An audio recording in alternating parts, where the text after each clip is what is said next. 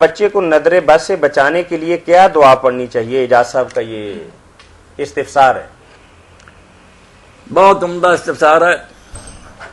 یاد ہو تو وہ دعا جو سرکار رسالت ماں والا صاحب صلاۃ والسلام پڑھتے تھے نا حسن اور حسین رضی اللہ عنہ ماں پر، یہ کہتے تھے کہ یہی میرا باپ اپنے بیٹوں ابراہیم اور اسماعیل اور اسحاق پر پڑھتا تھا.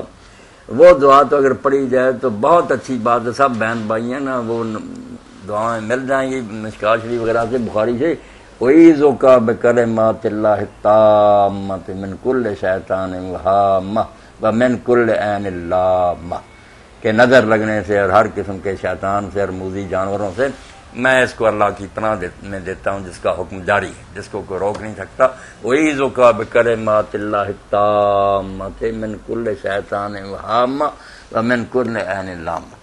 اور ایک ورد اور بھی رکھنا چاہیے کہ سورہ قلم جو ہے 29 پارے میں، اس کی آخری دعائیں صبح و شام ایک بار پڑھ کر نا بچوں پر پھونک دینا چاہیے انشاءاللہ. اگر ماتھے کے اوپر انگلی رکھ کے المصور پڑھا جائے، یہ بھی اگر اعجاز صاحب کسی نے تجربہ کیا ہے تو ٹھیک ہے، ورنہ کوئی اس کا ذکر تو نہیں. میں نے تو جو دین کی باتیں ہیں نا قرآن حدیث کی وہ بتا دیں.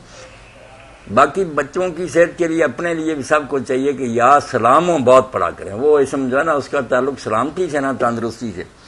دعا کا طریقہ بھی اعجاز بھائی یہی ہے کہ جو چیز آپ چاہتے علم چاہتے ہیں تو کہیں یا علیم، اے ہر چیز کا علم رکھیں، مجھے بھی علم سکھا. اگر شفا چاہتے ہیں یا شافی اشفینی، رزق چاہتے ہیں یا رزاق ارزقنی. وہی دروازہ کھٹکھٹانا چاہیے نا جہاں سے جس کاؤنٹر سے یہ کام ہوتا ہے. تو یا سلام ہو 131 بار صبح و شام، اول آخر درود شریف. یہ بہت اعلیٰ کام ہے ہر بیماری کے لیے. کوئی بھی تکلیف ہوگی انشاءاللہ اللہ تندرستی دے گا.